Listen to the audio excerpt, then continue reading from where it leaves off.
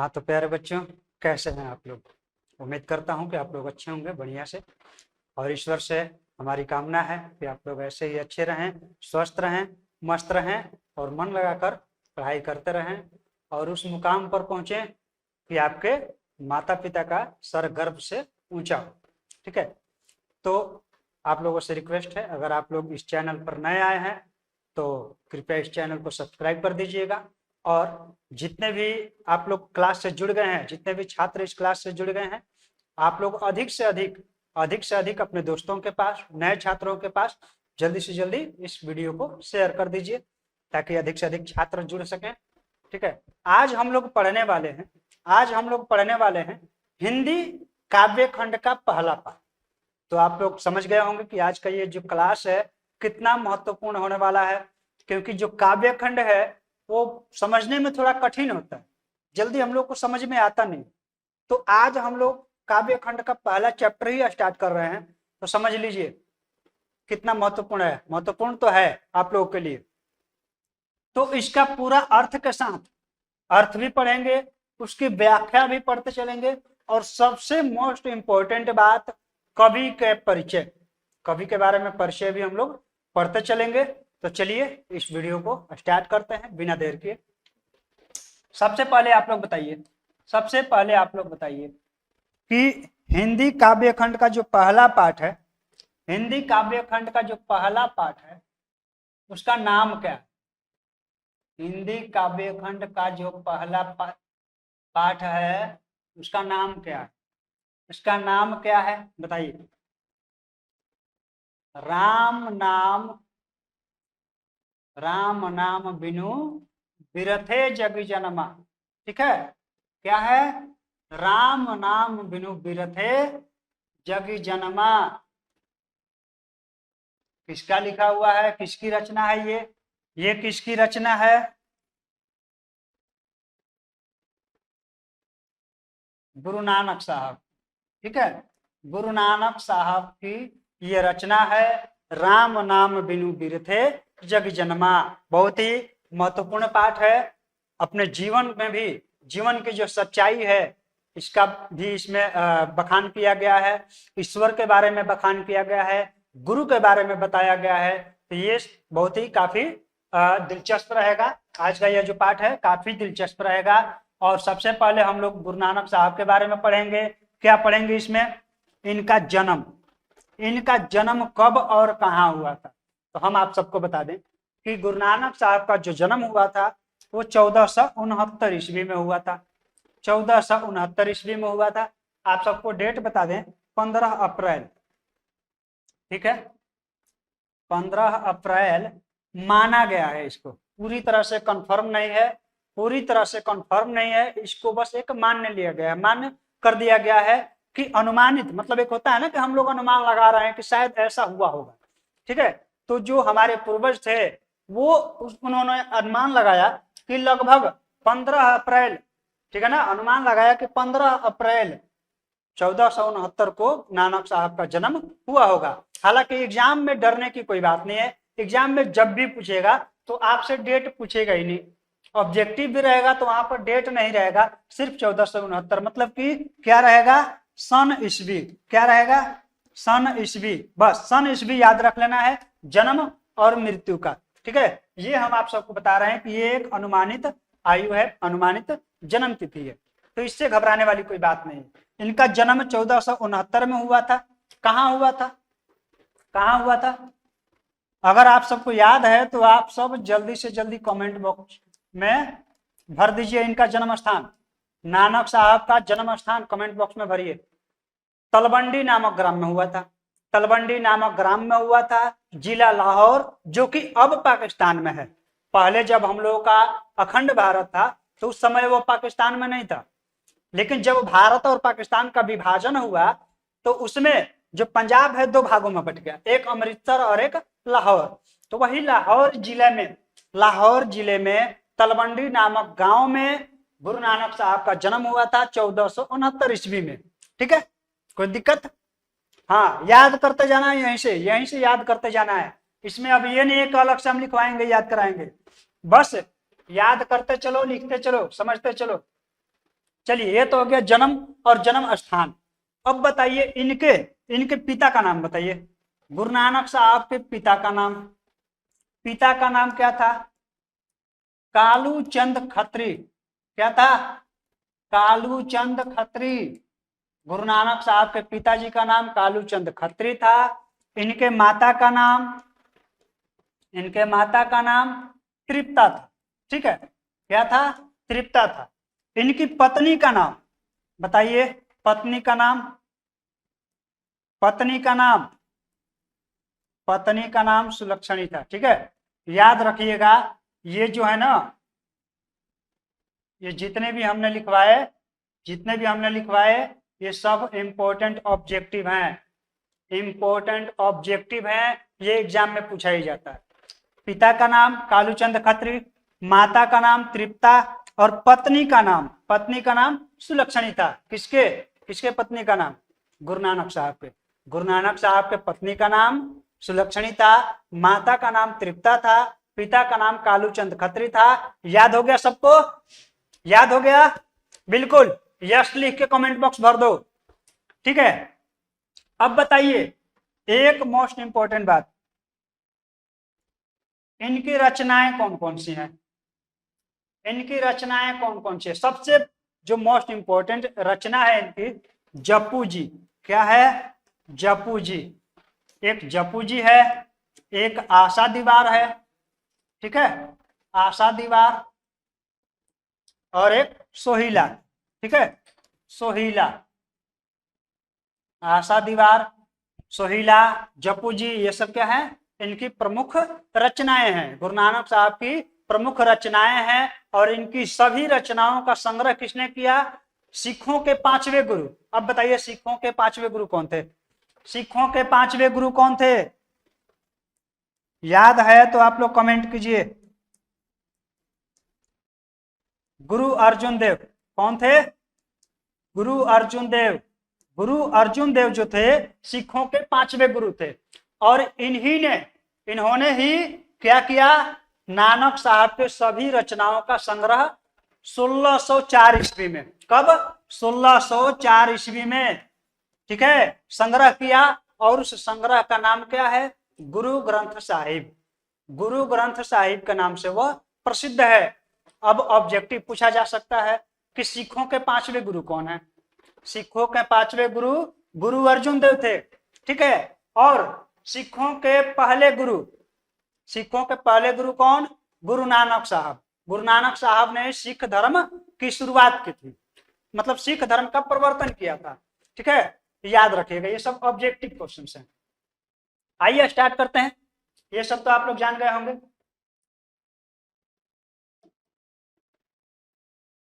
यहां से हम लोग देखते हैं, सबसे पहले कवि परिचय।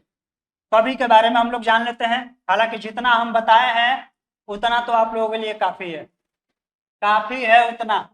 आगे देखिए, गुरु नानक जी का जन्म 15 अप्रैल 1469 ईस्वी में ग्राम तलवंडी, जिला लाहौर में हुआ था, जो अब पाकिस्तान में है, जो अब पाकिस्तान में है। इनका जो जन्म स्थान है नानकाना साहब कहलाता है, ये भी ऑब्जेक्टिव हो सकता है। इनके जन्म स्थान को क्या कहा जाता है? नानकाना साहब कहा जाता है। क्या हुआ? चलिए, इनके पिता का नाम, इनके पिता का नाम कालूचंद्र खत्री, माता का नाम तृप्ता, और पत्नी का नाम जो है सुलक्षणी था। ठीक है, माता का नाम, पिता का नाम, और इनमें एक और जुड़ जाता है पत्नी का नाम। तो इसमें 3 लोगों का नाम याद रखना जरूरी है ऑब्जेक्टिव के लिए। इनके पिता ने इन्हें व्यवसाय में लगाने का बहुत प्रयत्न किया। इनके पिता जो थे क्या चाहते थे कि नानक साहब जो है व्यवसाय में एक बिजनेसमैन बने। ठीक है ना, व्यवसाय में लगाना चाहते थे, उद्योग धंधे में लगाना चाहते थे। लेकिन इनका जो मन था अधिक अध्यात्म की तरफ झुका, भक्ति की तरफ झुका, और वही मार्ग उन्होंने अपनाया। परंतु इनका मन भक्ति की ओर अधिकाधिक झुकता गया। इन्होंने हिंदू मुसलमान दोनों की समान धार्मिक उपासना पर बल दिया। ठीक है, नानक साहब जो हैं किसी में भी विभेद नहीं किया, किसी में भी विभेद नहीं किया। सबको, हिंदू हो या मुस्लिम हो, दोनों को समान धार्मिक उपासना का बल दिया, मतलब समान रूप से धार्मिक उपासना कर सकते हैं, अपने अपने धर्म को मान सकते हैं। वर्णाश्रम और कर्म कांड के विरोधी थे, वर्णाश्रम और कर्म कांड के विरोधी थे गुरु नानक साहब। कर्म कांड का मतलब यही होता है कि लोग क्या करते हैं, मंदिर जाते हैं, मूर्तियों की पूजा करते हैं, अगरबत्ती धूप जलाते हैं, ठीक है, पूजा पाठ करते हैं, किताबें पढ़ते हैं, बहुत महान महान वेद पढ़ते हैं, ग्रंथ पढ़ते हैं, लेकिन अंदर से उनका जो दिल होता है ना, काला होता है, पाप से भरा होता है। हरि के नाम का मतलब वो लोग वैल्यू नहीं जानते, महत्व नहीं जानते, गुरु के महत्व नहीं है उनके नजर में। वैसे लोग क्या होते हैं, कर्मकांडी कहलाते हैं, मतलब कर्म कांड कर रहे हैं लेकिन ओरिजिनल वाला कुछ है नहीं उनके पास, ठीक है। तो इसके वे सख्त विरोधी थे, इसके वे सख्त विरोधी थे। उनका कहना था कि आप हृदय को शुद्ध रखिए, हृदय को निर्मल करके रखिए, भगवान का नाम लीजिए, हरि का नाम लीजिए, आपके सभी काम सफल होंगे। चलिए, कर्म कांड का विरोध करके निर्गुण ब्रह्म की भक्ति का प्रचार किया। गुरु नानक ने व्यापक देशाटन किया, मतलब बहुत सारे देशों में वे घूमे। देशाटन किया का मतलब बहुत सारे देशों में भ्रमण किए। मक्का मदीना तक की यात्रा की। वे कहां तक की यात्रा कर लिए थे, मक्का मदीना तक की भी यात्रा कर लिए थे। मुगल सम्राट बाबर से इनकी भेंट हुई थी। याद रहे, अगर क्वेश्चन पूछ देगा कि जो गुरु नानक साहब हैं वो किस मुगल शासक के समकालीन कवि थे, किस मुगल शासक के समकालीन कवि थे, तो मुगल सम्राट बाबर के समकालीन थे। क्यों? क्योंकि बाबर से इनकी मुलाकात हुई थी, मतलब जब बाबर यहाँ पर थे उसी समय नानक साहब भी थे, तभी तो उन दोनों की भेंट हुई। याद रखिएगा, गुरु नानक ने सिख धर्म का प्रवर्तन किया, यहीं से सिख धर्म की शुरुआत हुई, यहीं से सिख धर्म की शुरुआत हुई। और सिख धर्म का प्रवर्तन किसने किया? गुरु नानक साहब ने किया। ये भी एक ऑब्जेक्टिव यहां से बन सकता है। गुरु नानक ने पंजाबी के साथ हिंदी में भी कविताएं की। गुरु नानक साहब ने पंजाबी में भी कविताएं लिखी हैं और हिंदी में भी कविताएं लिखी हैं, ठीक है। इनकी भक्ति और विनय के पद बहुत ही मार्मिक है। मार्मिक का मतलब होता है बहुत ममता से भरा, ममता से भरा, मार्मिक हैं। इनके उपदेशों से गुरु की महत्ता, संसार की क्षण भंगुरता, मतलब गुरु का महत्व, इनके जो पद है ना, इनके पद से पता चलता है कि गुरु का महत्व क्या है। संसार की क्षण भंगुरता, क्षण भंगुरता का मतलब होता है कि क्षण भर में नष्ट हो जाने वाला। संसार क्या है? क्षण भंगुर है, क्षण भर में नष्ट हो जाएगा। अभी कोई बातचीत कर रहा है, अभी हम पढ़ा रहे हैं, अभी शरीर नष्ट हो सकता है। और इसकी तो गारंटी है कि जिसने जन्म लिया है उसकी मृत्यु अवश्य होगी, यही है। लेकिन ये गारंटी नहीं है कि कब होगी। वही है क्षण भंगुर, मतलब क्षण भर में नष्ट होने वाला, ठीक है। तो संसार की क्षण भंगुरता, ब्रह्म की सर्वशक्तिमता की बातें मिलती है। इनकी रचनाओं का संग्रह सिखों के 5वें गुरु अर्जुन देव ने सन 1604 ईस्वी में किया, गुरु ग्रंथ साहिब के नाम से प्रसिद्ध हुआ। इनके जो रचनाओं का संग्रह है वो किस नाम से प्रसिद्ध हुआ? गुरु ग्रंथ साहिब के नाम से प्रसिद्ध हुआ। इनकी रचनाओं का संग्रह किसने किया? तो सिखों के 5वें गुरु अर्जुन देव जी ने किया था। कब किया? तो 1604 ईस्वी में किया। याद रखिएगा, ये सब ऑब्जेक्टिव। कहा जाता है कि सन 1539 ईस्वी में इन्होंने वाह गुरु कहते हुए अपने प्राण त्याग दिए। कहा जाता है, ऐसा कहा जाता है, पूर्वज कहते थे कि 1539 ईस्वी में इन्होंने वाह गुरु कहते हुए अपने प्राण त्याग दिए। इस पाठ में नानक के 2 महत्वपूर्ण पद प्रस्तुत हैं। इस जो पाठ में, काव्य खंड का जो पहला पाठ है, इसमें गुरु नानक साहब के 2 महत्वपूर्ण पद दिए गए हैं और इसी पद को हम लोगों को पढ़ना है। प्रथम पद में बाहरी वेशभूषा पूजा पाठ। पहले पद में क्या है? बाहरी वेशभूषा। बाहरी वेशभूषा का मतलब हमें आता कुछ नहीं है, हम भगवान को नहीं मानते हैं, लेकिन साधु का वेश धारण कर लिए, भस्म रमा लिए, जटा बढ़ा लिए, ऐसे करके हम लोग क्या कर रहे हैं? साधु बन गए। ये बाहरी वेशभूषा, पूजा पाठ और कर्मकांड के स्थान पर सरल सच्चे हृदय से राम नाम के कीर्तन पर बल देता है। जो प्रथम पद है राम नाम के कीर्तन पर बल देता है। सच्चे हृदय से जो राम नाम का कीर्तन किया जाए तो ब्रह्म की प्राप्ति होती है। दूसरे पद में सुख दुख में एक समान उदासीन रहते हुए मानसिक दुर्गुणों से ऊपर उठकर अंतःकरण की निर्मलता हासिल करने पर जोर दिया गया है। ठीक है, तो दोनों ही पद महत्वपूर्ण हैं और दोनों पदों में क्या क्या है ये सब आइए देखते हैं। देखिए पहला पद यहाँ पर देख लीजिए। सबसे पहले आप सबको बता दें गुरु नानक साहब की रचना यहाँ पर दिया गया है।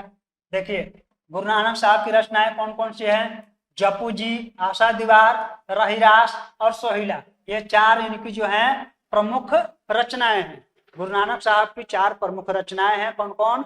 जपू जी, रहीरास, आशा दीवार और सोहिला। ठीक है, देखिए पहला पद हम लोग पढ़ते हैं। पहला पद इतना है, आज आप लोगों के बीच प्रवचन होने वाला है। ठीक है, मन को शांत करके बैठिए। आज लगेगा कि यहाँ पर प्रवचन हो रहा है, भगवान के बारे में हम लोग को पढ़ना है। आइए स्टार्ट करते हैं। देखिए राम नाम बिनु बिरथे जग जन्मा, राम नाम बिनु बिरथे जग जन्मा, बिखू खावे बिखू बोले, बिनु नावे निष्फल मटी भ्रमणा। ठीक है ना, इसका अर्थ क्या होगा कि राम नाम के बिना, राम नाम बिना बिरथे जग जन्मा, राम नाम के बिना इस जगत में, इस संसार में जन्म लेना ही व्यर्थ है। कवि कहते हैं कि अगर भगवान का नाम आप नहीं ले रहे हैं, हरि का नाम नहीं ले रहे हैं, राम का नाम नहीं जप रहे हैं, तो फिर आपका जन्म लेना ही व्यर्थ है। ठीक है ना, आपका पैदा होना ही व्यर्थ है। बिखू खावे बिखू बोले, मतलब कि भगवान का नाम अगर हम लोग नहीं लेते हैं, भगवान का नाम हम लोग नहीं लेते हैं, तो हम लोग जो भी खाते हैं विख ही खा रहे हैं, और जो भी बोल रहे हैं विख ही बोल रहे हैं। ठीक है, भगवान का नाम न लिया जाए तो हम लोग जो भी खा रहे हैं जहर के समान हो जाता है, विष के समान हो जाता है। जो भी हम लोग बोलते हैं वो विष के समान हो जाता है, जहर के समान हो जाता है। तो कभी यही कहते हैं कि बिखू खावे बिखू बोले, बिनु नावे निष्फल मटी भ्रमणा। ठीक है ना, क्या कह रहे हैं कि बिना नाम के, मतलब किसके नाम के? हरि के नाम के, राम के नाम के। बिना हरि के नाम के जीवन निष्फल हो जाता है और हम लोग मति भ्रम की तरह इधर उधर भ्रमण करते रहते हैं, घूमते रहते हैं। ठीक है, मतलब मति भ्रष्ट हो जाती है।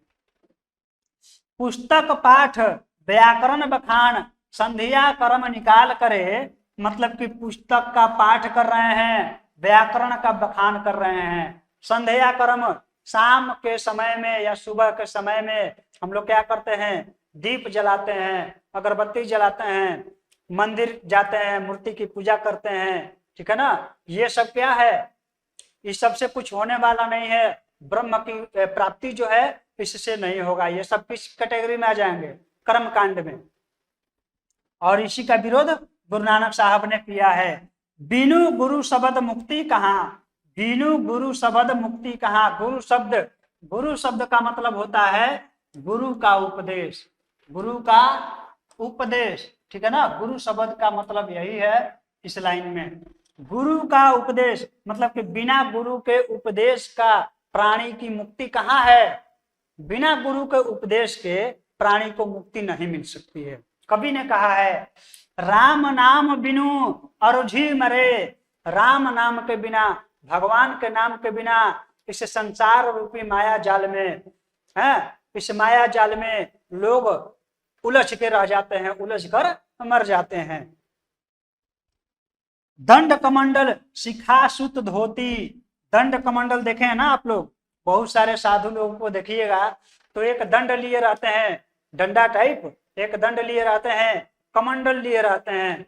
तो दंड कमंडल धारण कर लेने से, शिखा बढ़ा लेने से, शिखा का मतलब होता है ऐसे, ये मान लो मुंडी है, यहाँ पर पिछवा इसे छोड़ दिया जाता है।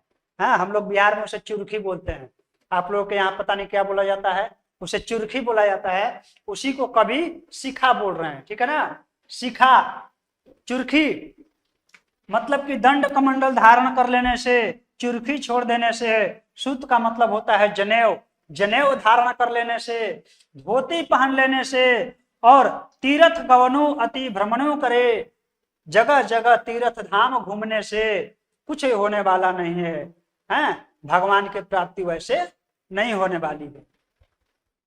राम नाम बिनु शांति न आवे, राम नाम के बिना शांति नहीं मिल सकती है। राम नाम के बिना, हरि के नाम के बिना इस संसार में किसी को भी शांति नहीं मिल सकती है। यदि हरि हरि नाम सुपारी परे, यदि जो लोग हरि का नाम ले रहे हैं, हरि नाम की जप कर रहे हैं, राम नाम की जप कर रहे हैं, तो वो इस संसार से पार कर सकते हैं, उनका बेड़ा पार हो जाता है, भव सागर को पार कर जाते हैं। जटा मुकुट तन भस्म लगाई, ध्यान दीजिएगा, जटा मुकुट, कुछ साधु ऐसे होते हैं जटा बढ़ा लेते हैं, बहुत बड़ा बड़ा जटा बढ़ा लेते हैं, एकदम मुकुट के समान ऐसे हो जाता है, देखे ना, ऐसे जटा ऐसे बढ़ा लेते हैं, एकदम मुकुट के समान हो जाता है। तो जटा बढ़ा लेने से, तन में भस्म लगा लेने से, तन का मतलब होता है शरीर, शरीर में भस्म लगा लेने से, आप लोग जाइएगा बनारस में चले जाइए, वाराणसी में, या फिर आप लोग चले जाए हरिद्वार में, वहां पर बहुत से ऐसे साधु मिलेंगे, बहुत से ऐसे साधु मिलेंगे जो अपने शरीर में वैसे पूरा उजला उजला राख भस्म लगाकर बैठे हुए होते हैं। तो भस्म लगाने से कुछ होने वाला नहीं है, जटा बढ़ा लेने से कुछ होने वाला नहीं है। वसन छोड़ी तन नगन भया, वसन का मतलब होता है कपड़ा, वसन का मतलब क्या होता है? कपड़ा, मतलब कपड़ा का त्याग कर देने से, कपड़ा का त्याग करके बहुत साधु ऐसे हैं, आप लोग देखे होंगे, बहुत साधु ऐसे हैं कि कपड़े का त्याग कर देते हैं, कपड़ा नहीं पहनते हैं, नग्न अवस्था में नंगा ही घूमते रहते हैं। तो वसन छोड़ी तन नग्न भया, ठीक है, वसन छोड़ देने से, कपड़ा त्याग देने से, ऐसे नंगा घूमने से कुछ होने वाला नहीं है। जेते जिय जंत जलथल महियल, जत्र तत्र तू सर्व जिया, जैसे मतलब जिस प्रकार छोटे छोटे जीव जंतु, कीड़े मकोड़े, ये सब क्या है? प्राणी जो हैं, जल में जी रहे हैं, थल पे जी रहे हैं, धरती के अंदर जी रहे हैं, वैसे ही आप इंसान होकर भी वैसे ही जी रहे हैं। आप में और उनमें कोई फर्क नहीं है। यदि आप राम नाम का जप नहीं कर रहे हैं, भगवान का नाम नहीं ले रहे हैं, तो ठीक है, आपको भी वैसा ही कभी ने माना है अगर आप भगवान का नाम नहीं ले तो। गुरु प्रसादी राखिले जनको हरि रस नानक झोली पिया, यहाँ पर देखिए, गुरु प्रसादी राखिले, प्रसादी का मतलब यहाँ पर गुरु का उपदेश, गुरु का ज्ञान, गुरु का ज्ञान जो है आप ले लो, हैं? और हरि रस, हरि रस मतलब भगवान का नाम, हरि मतलब होता है भगवान, तो भगवान के नाम का हरि रस के रूप में प्राप्त करो। यहाँ पर ये झोली लिखा है ना, झोली का मतलब यहाँ पर घोल होगा, ठीक है, हिंदी में अर्थ होगा इसका घोल। जैसे नानक साहब ने हरि रस को घोल कर पी लिया, उसी तरह आप भी गुरु शब्द को, गुरु के उपदेश को, हरि के नाम को हरि रस के रूप में आप लोग प्रदान करें, प्रदान नहीं, ग्रहण करें, ग्रहण करें और उसको पिए। तो आप लोग बताइए, इसमें कोई दिक्कत हुआ? कितने मजेदार तरीके से हम लोगों ने इस पद का अर्थ समझ लिया। अगर इसकी व्याख्या करने के लिए आ जाए परीक्षा में तो छूटेगा? हाँ, बिल्कुल नहीं छूटना चाहिए, नहीं छूटेगा। आप लोग बढ़िया समझ गए हैं। देखिए, इसका हिंदी भी यहाँ पर है, यहाँ पर हिंदी भी है, इसका सरलार्थ किए हैं यहाँ पर भावार्थ भी बोल सकते हैं इसको। तो इसका सरलार्थ है, आप सबको तो हिंदी बता ही दिए सब टोटल, ठीक है ना, कोई दिक्कत नहीं है ना। अगर आप इसको पीडीएफ के रूप में प्राप्त करना चाहते हैं तो बस इस वीडियो के डिस्क्रिप्शन बॉक्स में इसका लिंक मिल जाएगा, या टेलीग्राम चैनल का लिंक मिल जाएगा, उसको ज्वाइन कर लीजिएगा, और वहां से आपको जितने भी क्लासेज होंगे ना, सबकी पीडीएफ मिलते जाएंगे, सबके पीडीएफ प्राप्त होते रहेंगे। आइए बढ़ते हैं दूसरे पद की तरफ, छोड़ दें इसको, चलिए समझा तो दिए हैं। अब देखिए दूसरा पद, दूसरा पद क्या है? जो नर दुख में दुख नहीं माने, ठीक है ना, जो नर, नर का मतलब मनुष्य, जो मनुष्य दुख में दुख नहीं माने, ये दूसरा पद है, ध्यान दीजिएगा, ये पहला पद नहीं है, दूसरा पद है। जो नर दुख में दुख नहीं माने, जो इंसान अपने दुख को दुख नहीं मानता है, भले ही दुख में है लेकिन वो दुख को दुख नहीं मान रहा है। सुख स्नेह और भय नहीं जाके, उसको ना सुख से मतलब है, स्नेह मतलब प्रेम से कोई मतलब नहीं है, भय नहीं है उसको, जिसको सुख दुख से मतलब ना है, हर्ष शोक से मतलब ना है, उसको डर से मतलब ना है, वैसा पुरुष क्या है? कंचन माटी जाने।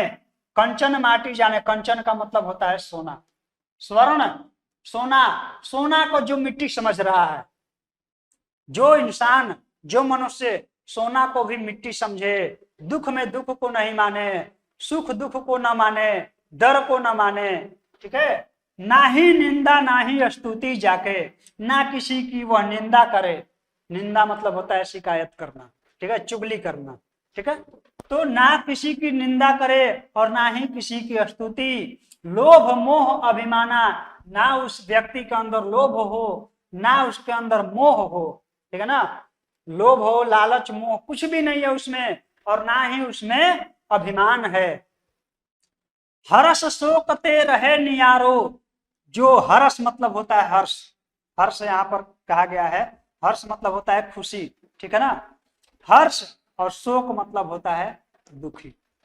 तो जो हर्ष और शोक के बारे में न सोचे, मतलब दुख और खुशी, खुशी और शोक के बारे में वो सोच ही नहीं रहा है, ना ही मान अपमाना, और ना ही अपने अपमान को कभी मानता है, अपमान के बारे में भी कभी नहीं सोच रहा है। आशा मनसा समल त्याग के। आशा मनसा मतलब आशा, उसकी कोई आशाएं नहीं है, ठीक है ना, कोई आकांक्षा नहीं है, कोई आशा नहीं है। हम लोग क्या करते हैं? आशा करते हैं कि शायद ऐसा हो जाए, काश ये हो जाता। मतलब वैसे मनुष्य जिसकी कोई आशा नहीं है, कोई आकांक्षा नहीं है, सब त्याग के जगते रहे निराशा, जग में एकदम नीरस की तरह रहता है, ठीक है ना, नीरस की तरह। यहाँ पर निराशा का मतलब वो निराशा नहीं होगा, निराशा का मतलब यहाँ पर नीरस, ठीक है, मतलब किसी प्रकार का रस नहीं है, नीरस रूप में है वो व्यक्ति। काम क्रोध जेहि परसे नाहिन तेहि। जिसके पास काम क्रोध जिसके पास नहीं आए, मतलब किसी के पास अगर काम क्रोध नहीं है, काम क्रोध से वो व्यक्ति, वो इंसान दूर रह रहा है, ते ही घट ब्रह्म निवासा। वैसे ही मनुष्य के अंदर, वैसे ही मनुष्य के हृदय में ब्रह्म का निवास, ब्रह्म का निवास होता है। कवि ने बताया है, कवि ने बताया है कि जो लोग हैं मान अपमान से परे हैं, सोने को भी मिट्टी समझ रहे हैं, हर्ष और शोक से दूर हैं, मान अपमान को नहीं समझ रहे हैं, सुख दुख नहीं मान रहे हैं, दुख में भी दुखी नहीं हो रहे हैं, वैसे वैसे लोग जिन्हें काम क्रोध मोह भी नहीं कुछ कर पा रहा है, काम क्रोध से रहित हैं, वैसे इंसान, वैसे मनुष्य के हृदय में ही ब्रह्म का निवास स्थान है, ठीक है। यहाँ पर प्रश्न बन सकता है कि कवि ने ब्रह्म का निवास स्थान कहाँ बताया? गुरु कृपा जो ही नर पे, किन्हीं तीन यह जुगति पिछानी। गुरु की कृपा, गुरु की कृपा जो ही नर पे, जिस नर पे गुरु की कृपा होती है, वही वही क्या करते हैं? इस जुगति की पहचान करते हैं। मतलब ये जो जितनी जुगति यहाँ पर है, सब क्या है? जुगति है। जुगति का मतलब एक होता है ना उपाय, तो ये सब उपाय ब्रह्म ब्रह्म प्राप्त करने का, ब्रह्म प्राप्त करने का मतलब आत्मा परमात्मा से मिलन, आत्मा की प्राप्ति, परमात्मा की प्राप्ति। ऋषि मुनि तपस्वी लोग क्या करते हैं? आत्मा परमात्मा से मिलने के लिए ही तो इतना तपस्या करते हैं। तो ये ब्रह्म की प्राप्ति, ब्रह्म की प्राप्ति कैसे होगी? है युक्ति से होगी, उपाय से होगा, ठीक है ना। और उपाय कहाँ से मिलेगा? उपाय मिलता है गुरु से। बिना गुरु के कोई उपाय ही नहीं है, बिना गुरु के कोई संभव ही नहीं है उपाय। तो उपाय जो भी मिलता है ना, वो गुरु से मिलता है, और गुरु ही बताते हैं, मतलब गुरु ही पहचान करवाते हैं कि यही जो रास्ता है, यही जो मार्ग है, आपको वहां तक ले जाएगा। नानक लीन भयो गोविंद सो, ज्यो पानी संग पानी। नानक क्या हुए? लीन भयो, नानक पूरी तरह से लीन हो गए हैं, नानक पूरी तरह से लीन हो गए हैं। गोविंद का मतलब भगवान होता है, सुना है ना। गुरु गोविंद दो खड़े, गुरु भी खड़े हैं, गोविंद भी खड़े हैं, ठीक है। लेकिन गुरु गोविंद जब दोनों एक साथ खड़े हैं तो वहां पर किसकी महत्ता है? कौन महत्व है पूर्ण है वहां पर? गुरु, भगवान से बढ़कर गुरु होता है, ठीक है। तो चलिए अपने अपने मुद्दे पे आते हैं। नानक लीन भयो गोविंद सो, ठीक है। नानक भगवान में इस प्रकार लीन हो गए हैं, इस प्रकार लीन हो गए हैं जैसे जैसे पानी संग पानी, पानी में अगर पानी को मिला दिया जाए तो आप लोग नहीं बता सकते हैं कि ये कौन सा पानी, ठीक है ना। जैसे नदी, उदाहरण देते हैं आपको, एक नदी है, बहते हुए जाकर समुद्र में मिल जाती है और समुद्र में मिलने के बाद अपना अस्तित्व खो देती है।